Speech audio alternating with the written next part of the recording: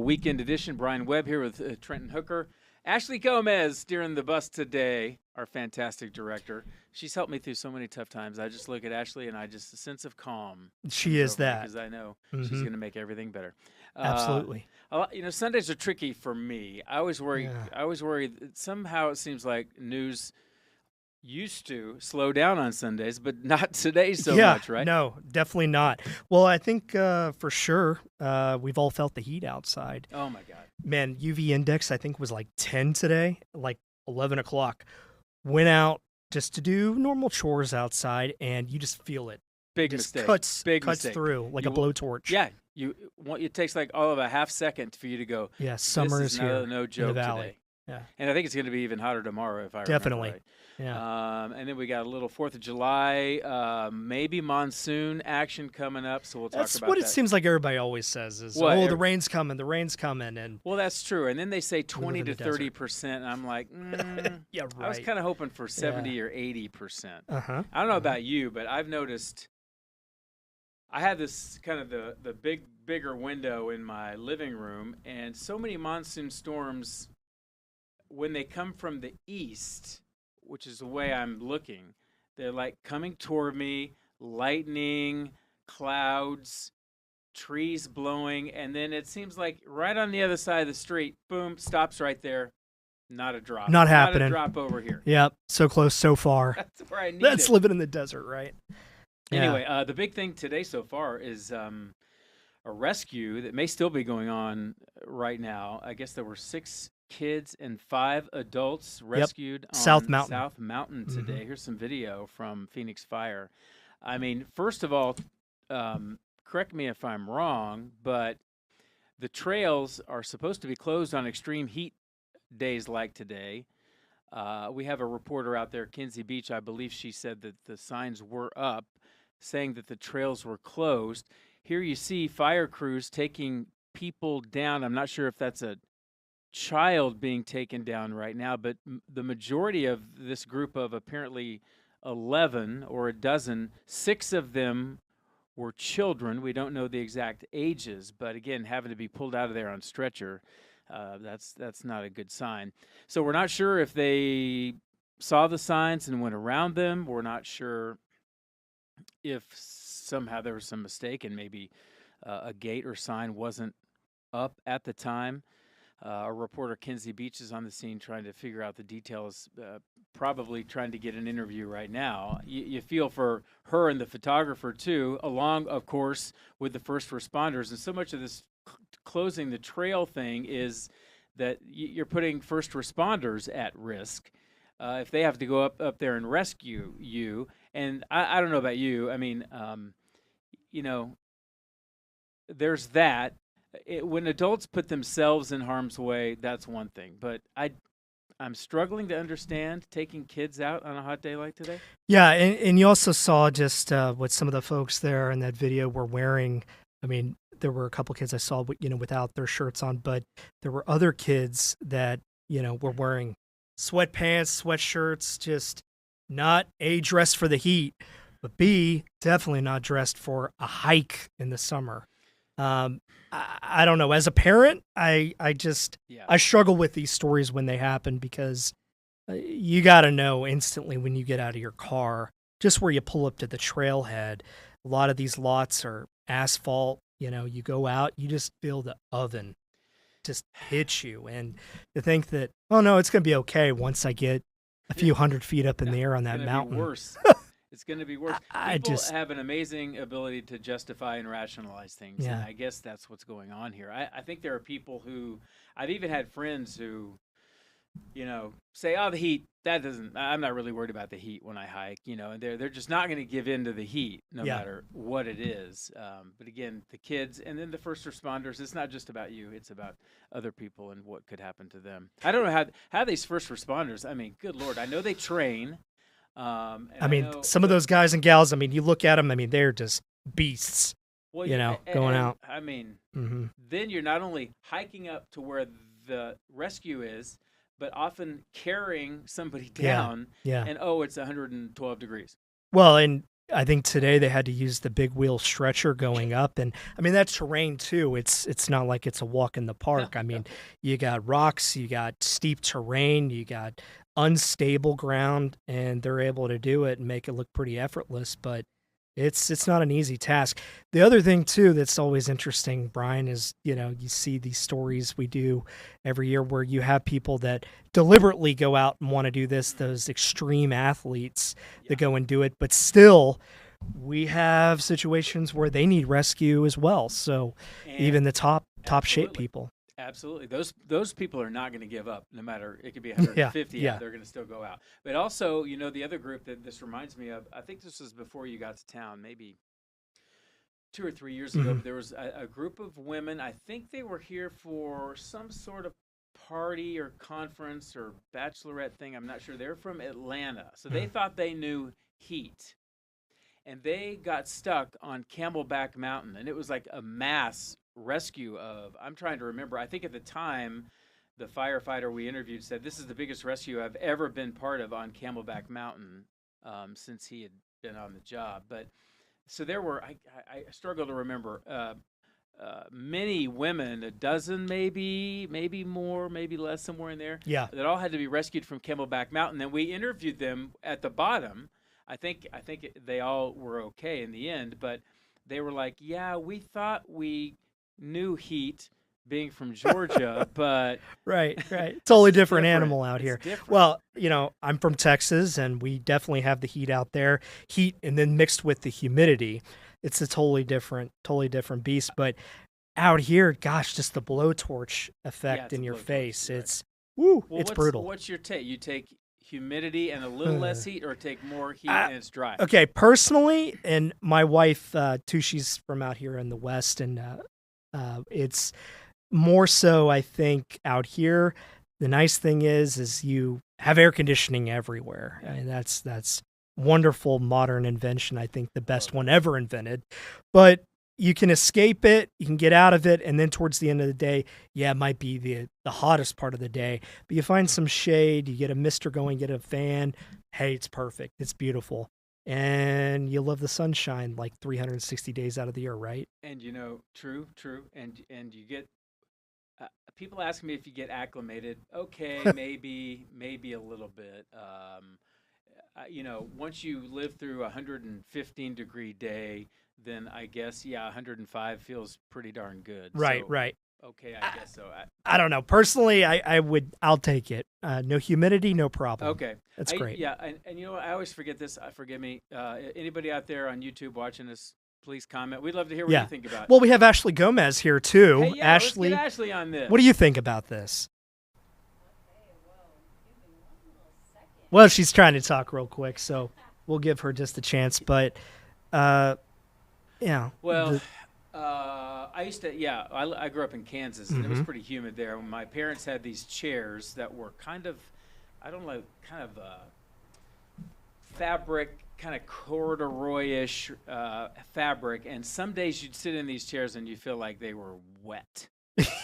Just sitting in a chair was a wet chair. Yeah, You're like, no thanks. I'll just sit on the floor. As you're dodging the tornadoes that might be coming down too. I know it's rough.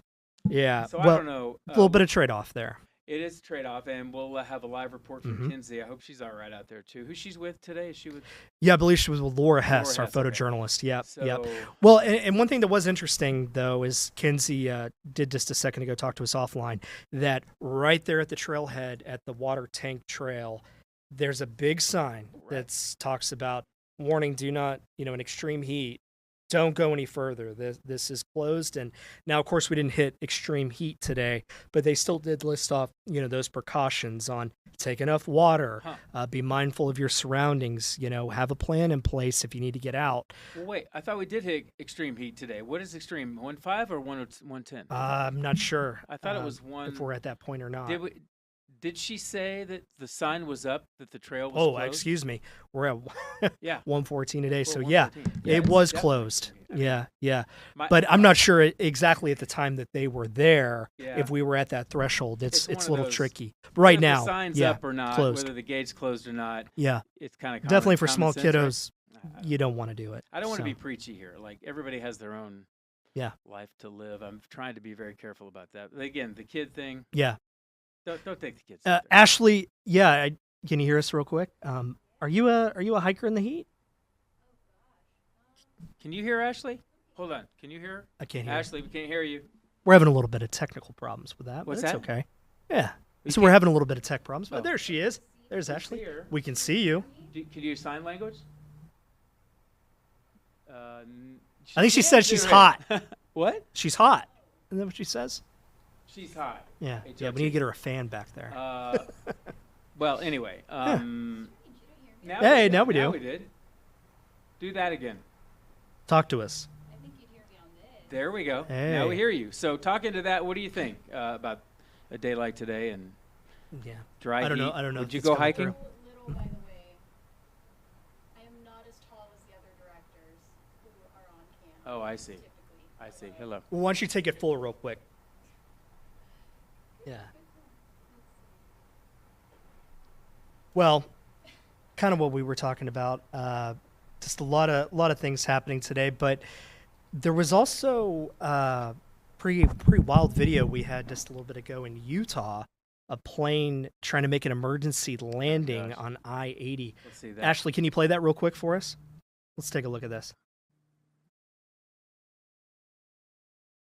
Yeah, being escorted down the interstate. Hey. Just a little bit of a delay there for You know folks. what? Pretty wild. If you happening have out trouble in an airplane, I mean, and there's no runway around, a Yep. highway's going to have to do. there. Yeah, apparently this happened outside of Salt Lake, more towards the Wendover side. I don't know if you've been out there No. going Salt Lake City, you fly in, but then there's obviously the Salt Lake Flats that are out there, and it's kind of like a ghost town. And then right across the Utah border is Wendover with Nevada. That's where kind of the casinos are out there. But apparently, a guy was trying to make a emergency landing. It was a student on a flight having engine problems, but whoop, able You to know what? land. Pretty crazy. I call me chicken, Mhm. but I have a old college buddy who just got his pilot's license, and he's like, "Yeah, I'll come pick you up." And I'm like, Sounds "Nah, like a death I'm good. wish. Yeah, I'm good yeah, here yeah. on How close are planet you to this Earth." friend? Yeah. All right, we got a couple of seconds here, but this break's coming up, and then we're going to talk sports. Maybe, I don't know. Who We'll knows see what what's going happens. to happen on It's Fox gonna be 10 wild. Talks. Anyway.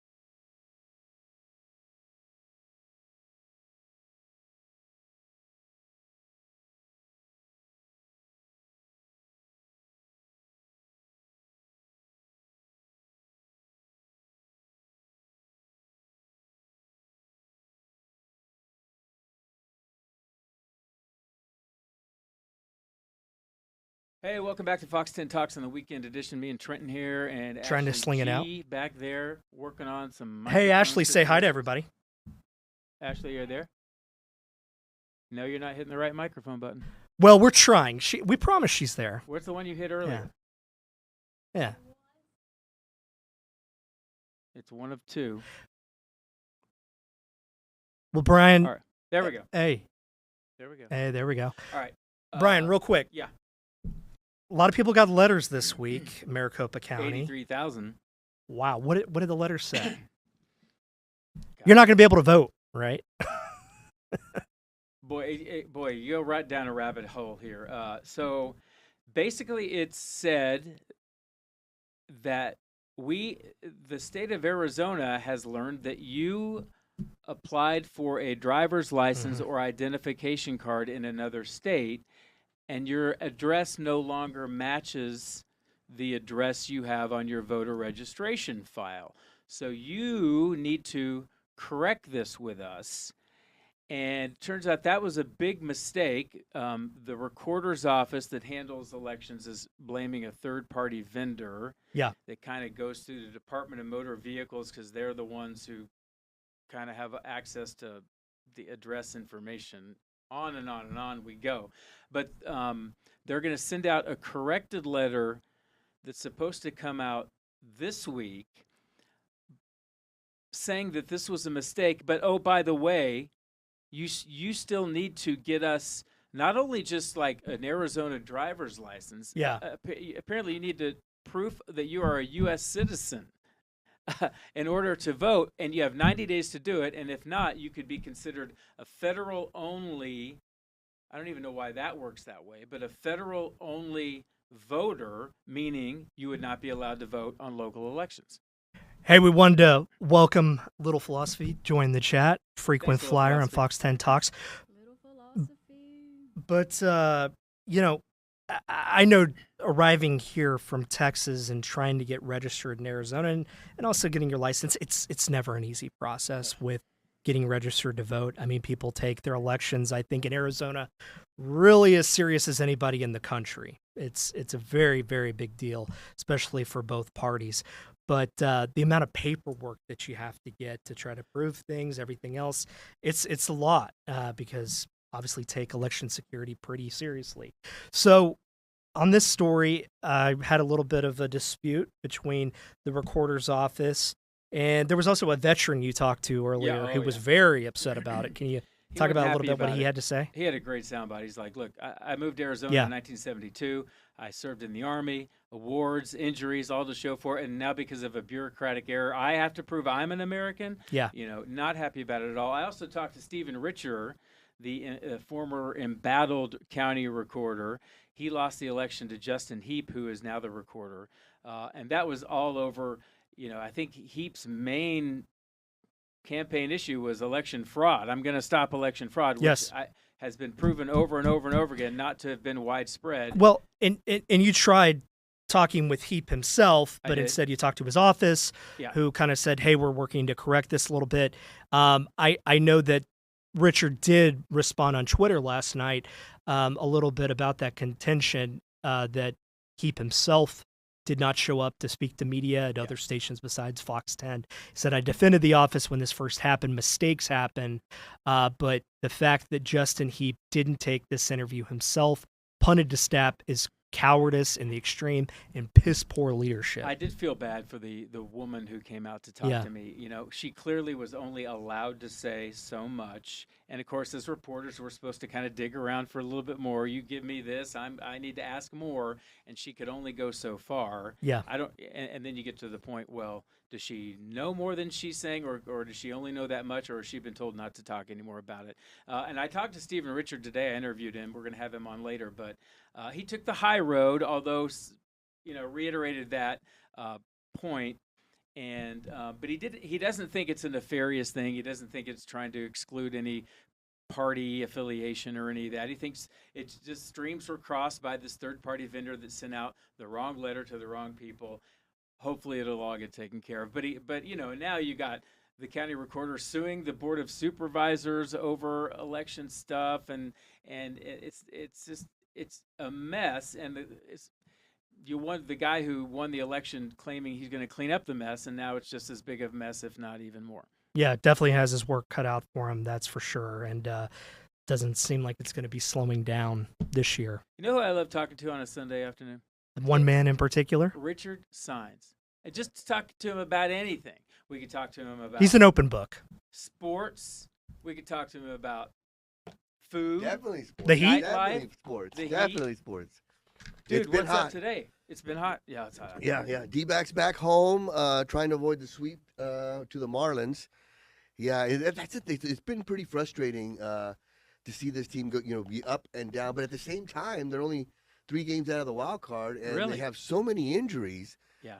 They don't have Corbin Carroll, they don't have Gabby Moreno, they don't have Josh Naylor, and here they are still, in the mix. And then they get, a favorable matchup against a team like the Marlins. The Marlins just so happen to be getting hot at the wrong time for the D-backs. And last night they had the game in the bag, and then the Marlins come up with a game tying run in the 9th, and then win it in extras. And then now the D-backs had a 2-1 lead for most of the game. They give up 5 runs. So now they're going to try to play some comeback run. Of course, we'll have all the highlights during Fox 10 Sports Night at 10:30 tonight on Fox 10, and we're also going to break down the draft. Good draft for the Phoenix Suns. Yeah, well, Talk Robbie to us was about pretty that, high yeah. on that yesterday. Right. I Some mean, good picks. Yeah. Because Sounds like. because go back a few days before that, people were saying, "Oh, Phoenix really took a Right. dive on that Durant trade," and then a couple days later, maybe we're doing all right. Right, and that's what I was trying to explain to people is like, look, this is still a plan that's in the process, right? It kind of, I gave the example of when I was getting my MG painted, and I made the mistake of going to see Right. the car halfway and I look at it, it was taken apart, like the bumper was over here, and I'm like, and I remember driving off going, what did they just do to my car? Yeah. My baby. Yeah, and then of course they put it all back together, and it was beautiful. So you can't look at this, transformation of the Phoenix Suns roster halfway through and be like, what are they doing to this roster? Because the first game's not till October. You know what I mean? They they haven't even had the summer league yet, so they're still a work in progress. Bradley Beal is still a guy that they have on the trading block. They could probably get some assets for him or maybe another player. But Does the he? 3 Sorry players to they interrupt. got, go ahead. Doesn't he have to approve a Yes. trade? He has a no trade clause. But if you're Bradley Beal and this team is not going to play you, Right. and you want to play, these guys are in the NBA because they want to play. Yeah, they want to get paid, but he's already gotten paid. So maybe he can come up with an agreement and say, look, this is where I would want to go. This is where I could be successful and play and have an impact on a team, and then they'll work something out. Because I think he knows that he's going to be the odd man out with all the players that they've brought in. And you got to give some credit to the Suns so far. But also they got a little lucky. Sometimes it's better to be lucky than good. The Common Malawatch guy, the Duke center they got with the number 10 pick overall, that they got in the Kevin Durant trade, kind of fell to them. A lot of people didn't even expect him to be there at number 10, but sometimes the draft board works in your favor, and he was one of those guys that fell, and it was a no-brainer to draft him. He's 7 foot tall. He's a hard worker on both ends of the floor. Giant. Yep. And that's one thing the Suns kind of needed were guys that had a defensive mindset and were hustlers. And what I noticed about all 3 players, right, Kobe Brea, Jameer Fleming, and Common Malawatch, is that they all got better over the years. And to me, that's a kid, that's a player that's working on his game, that's coachable, that wants to get better, that's putting in the time when nobody's watching, right? On days off, on off seasons, to get better. Because you don't improve each year without putting in the work. And a lot of these kids, it happens even in academics where they're smart already. And they go to high school and they don't have to study. Then they get to college and they're like, oh, now the tests are actually hard. I have to study. And they don't know how to study. A lot of these athletes are just great athletes. They don't have to really put in the work and practice. And then they get to college or the pros and they're like, oh, now I got to practice? Well, how do I practice? These guys, they've been practicing. They've been putting in the work. And that's kind of the mindset, the mold of what the Suns were looking for in their players. I think they went and got 3 guys that are like that. So after this, do you feel like in the offseason they're going to have a little bit of time together to where fans should expect next season they're up and running? Or is it going to take a little time to build that together as a team with all these picks? I think a little bit of both. I think normally, an off season for a veteran team is kind of just working off the rust and getting it. But for a team like this, very good point, where there's so many new players, new coach, it's going to be a little bit more valuable, more important than most off seasons because they have to build that chemistry. They have to kind of work together and find out what they have with so many young players. But one thing they are going to have is effort. And that's one thing we kind of saw was lacking with this team last year. We're like, where is the fight? You know, where is the hunger? Where is the want to? Where is the self-pride? And it seemed like guys were going through the motions. And there were a couple comments by two of the draft picks. Jameer Fleming was one of them, and Kobe Bryant was another, where Jameer Fleming said, look, what you're going to get from me is effort. He goes, even if my shot's not falling, which I doubt, and I like that part. He goes, I'm still going to work on both ends of the floor. Then Kobe Bryant, they asked him, what can the team expect from you? And he goes, whatever the team needs. I'm like, wow, those are good answers. Those are, they're saying the right things. We'll see if it translates to the product on the court, but so far, so good. And everybody, are teams, organizations are learning anything from Oklahoma City? Yes, and Indiana. Because when you look at the Pacers and the Thunder, they didn't have a bunch of superstars. And sometimes if you have too many chefs and not enough cooks, you don't get a pretty good meal. You know what I mean? Yeah. You need role players is what I'm trying to say. You need guys that are going to hang their hat on defense. Lou Dort was that guy, a former Sun Devil, for OKC. You know, Ryan Dunn is kind of that guy. And Dylan Brooks is, you got to remember the two players that the Suns got in this draft, along with the draft picks, were Dylan Brooks, who's that guy. He's a dog. He's the kind of guy that you say, look, that's the best offensive player on the team. Go get him. And that's what the Rockets did when they played the Suns, and he was all over Kevin Durant, and they almost got into fisticuffs, and he was laughing. Right. Now he's like, Kevin Durant's thinking about fighting me. He's not thinking about what his next move is going to be. Right. And those are the kind of guys you need. A lot of Draymond Green is kind of that guy for Golden State. So you need those guys. So a lot of people aren't talking about Dylan Brooks. I think he's going to be a valuable asset to the Suns. And then, Jalen Green is the other kid that they got. He's only 23 years old. He's got some upside. So, again, yes, Kevin Durant is a world-class talent, right? Future Hall of Famer, but it obviously wasn't working out, and they were going to get rid of him. He wanted out. They wanted him gone. So let's see how this plays out. What do you call it?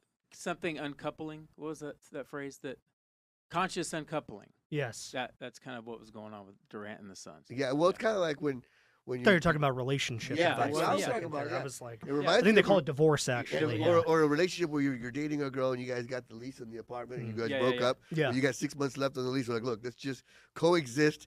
And then we'll each go our separate ways. So the lease is up for the Suns and Kevin Durant. You know what I mean?